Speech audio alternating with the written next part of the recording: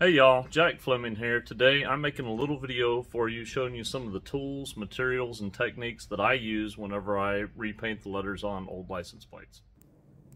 Alright, first materials you see I got here, I've got my paper cup, I've got some black one-shot lettering enamel. Keep this in a tube, squeeze a little bit of that here. Alright, put my cap back on, set it aside. Now I have some Magic Catalyst Hardener. I get this from Tractor Supply, actually. I'm going to put just a little bit of this in here. This is actually going to help make my paint a little shinier, make it bite just a little bit more into the paint that's already on the plate, and it should also make it last a little bit longer. So here we go. Probably 1, 2, 3, that's good enough. I like to let some of that drip in there and get it off. I try really hard not to get any of the hardener around the edge of the hole there that the lid goes on. Otherwise it ends up sticking to it. So I'm going to stir that up. Put our cap back on.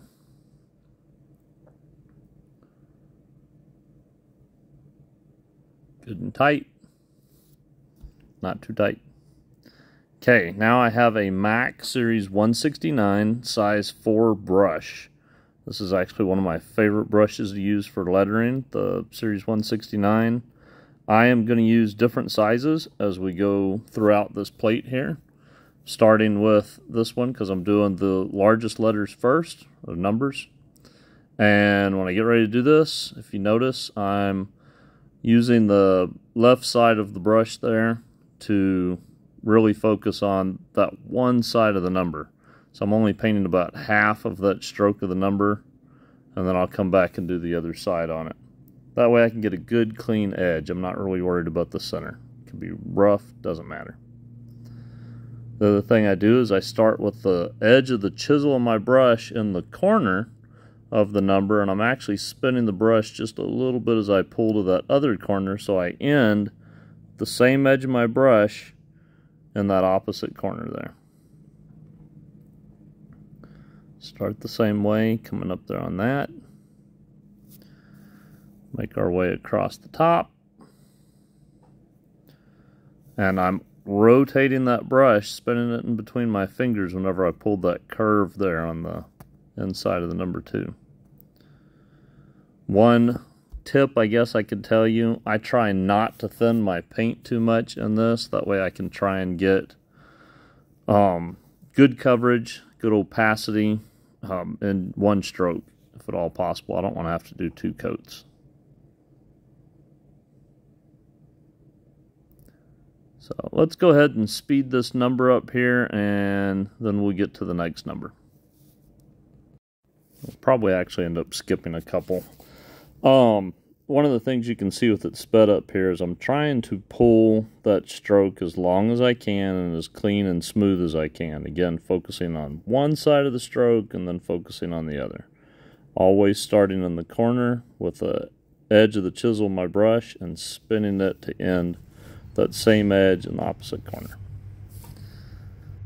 Okay, here we'll watch that corner technique just a little bit slower. So I'm starting with the brush at a little bit of an angle. You can kind of see at the top edge of the brush in that corner. As I'm coming down, I kind of spin it a little bit. I'm going to spin it to where that same edge ends. You can see how there's a diagonal again at the bottom of that stroke, so that I'm kind of ending in the corner. Okay, I like to kind of smooth my paint out a little bit there, make sure my brush strokes are nice and smooth. Okay, I just reloaded or powdered my brush, and now I'm starting again in that corner with the edge of the brush, this time the right side of the brush, and you can see that I'm starting with that way up in the corner.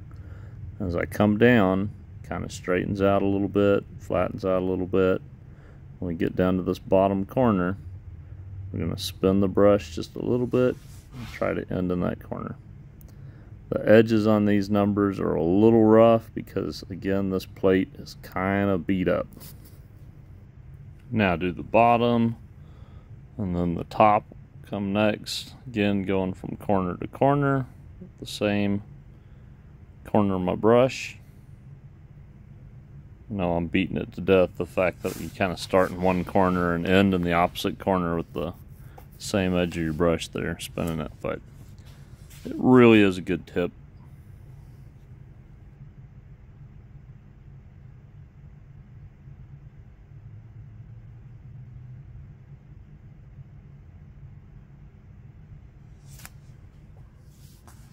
Alright, now I'm going to flip this around and then work on the two Ks. Whole point in doing that is I'm right-handed, so I want to keep my hand out of the paint. So now I can work with my hand off on the right side of the plate there.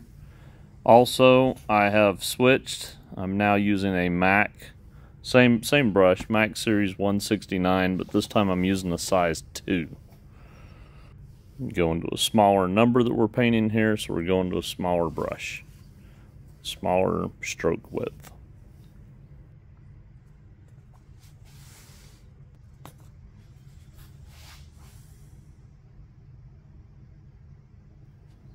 Smaller brush here, but I'm still using the same technique. Starting in the corner, pulling it down. Don't really have to give it so much of a twist this time as I come down, because I'm not really ending in the corner. Sometimes I'll switch the direction that I'm going here. It's a little harder to get these corners here because they're at a tighter diagonal. So one of the tricks that I'll do sometimes is I turn my brush on the side of that chisel and then get way up in there and kind of just pull it out.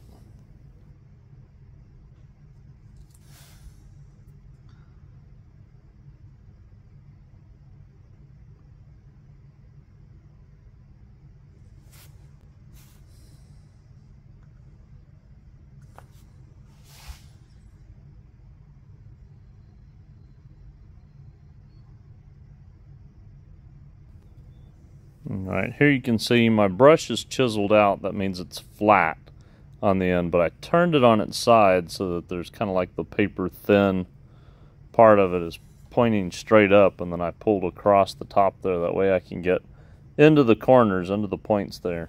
Trying to get a somewhat sharp point in the corners. They don't have to be too sharp on these plates because the way that the letters are pressed in, it's still kind of rounded in the corners. So it's not super important that it's really crisp, but I want to kind of get up in there and give it some crispness.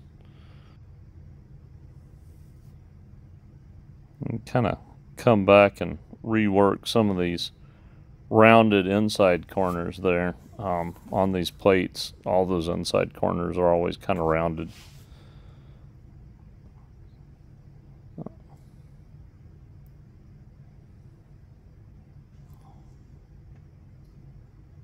Give this a good smooth stroke down the side here.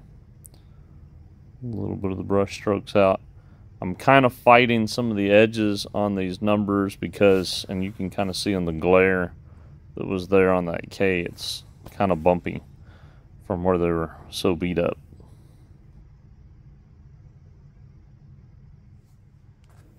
I went ahead and skipped ahead on y'all here a little bit so you don't have to sit there and watch the slow process of painting both of those Ks. I've actually switched brushes here. We're getting ready to do the Texas and the 49. These letters and numbers are a whole lot skinnier, so I've switched now. I'm not using a 169 anymore. I'm actually using a Letter Art.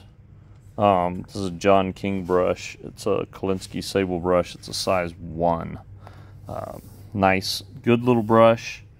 Really good brush. Not very cheap. They're super high quality brushes. But again, smaller strokes, smaller brush.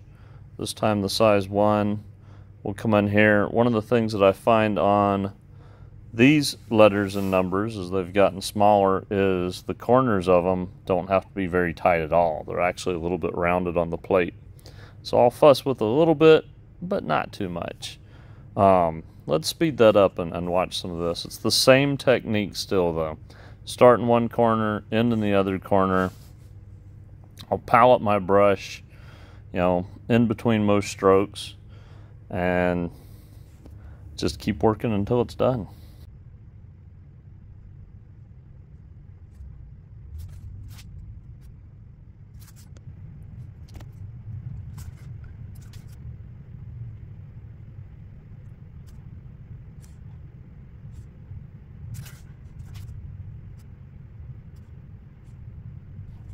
You can see right here, like I said, it's the same sort of techniques as I use for the bigger numbers. I'm working one side of the stroke and then working the other side of the stroke.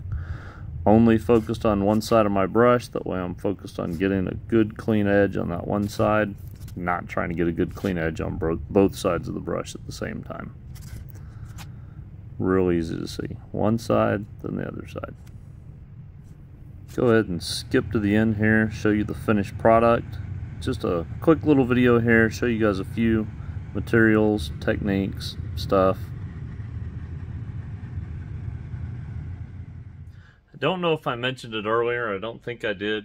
I really enjoy doing license plates. Not necessarily so much for the process of doing them, but I love the fact that here in the state of Texas, you know, you can run antique plates. And I offer these, I guess you would almost say, almost as a service to my customers. I don't charge a whole lot to do them because I like seeing them ran. I love the fact that you can do that. I guess I'm kind of a nerd for vintage stuff. Probably goes with the old classic car thing and all. This plate, I think I mentioned it a little bit. It was pretty rough. Had it sandblasted by a buddy of mine before I got started. Had another buddy of mine shoot the yellow on it. You can kind of see here that the yellow is a little bit of a satin. And then, like I said, I've got those letters are really glossy. That hardener helps with that. Makes them look really good, the gloss versus the satin. Maybe at some point in time I'll do some plates and show you guys the sandblasting process as my friend Poncho does those, and then also we can go through and show painting these. Painted front and back, get over all the rust and stuff on them so they'll last a good long while, can be ran. This one I think I mentioned is going on a 49 Ford. Should look pretty cool. Hope you guys enjoyed the video. If you have any questions, let me know in the comments. Please hit like, subscribe, all that kind of stuff. Helps grow the channel. Recently hit 1,000 followers on the channel here, or subscribers. Thank you to everybody who subscribed. It's really kind of cool to have your support. If you guys have any questions at all on stuff or anything that you'd like me to make a video on, please let me know. Always trying to come up with new ideas for stuff. So again, hope you like it. Click on one of the videos that pops up here and see some more stuff that I've done. Maybe some of them you can learn something from. Maybe some are just entertaining. Hope you have a good day.